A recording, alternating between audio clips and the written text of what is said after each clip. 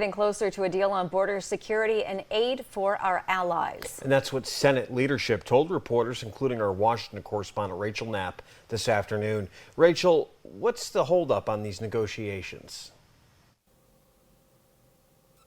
Good evening, Nick and Renata. So there's a couple of things holding this process up. One is they're still trying to determine, or at least they're not telling us, what that top line spending amount should be for things like Ukraine and other international security measures.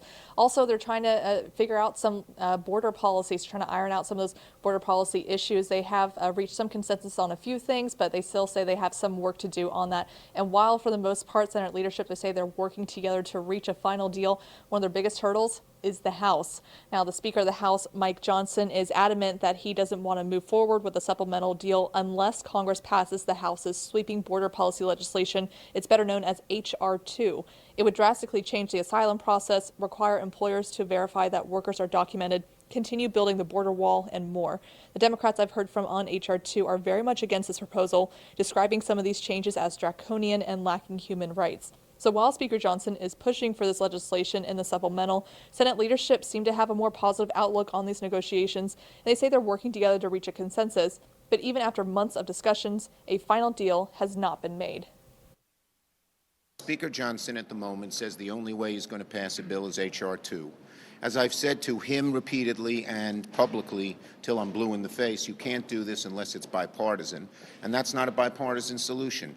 Senator McConnell and I both believe that the Senate moving first with a hopefully as good a margin as we can get will then help us prevail upon the House to do something bipartisan as well.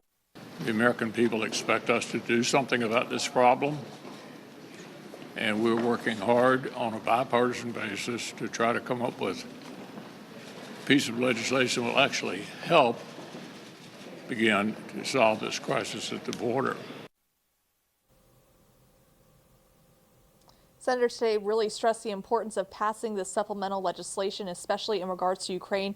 They outlined the implications, globally, but also our national security implications if Ukraine does not succeed against Russia. Reporting live for WENY News in Washington, D.C., Rachel Knapp. Nick, Renata, back to you.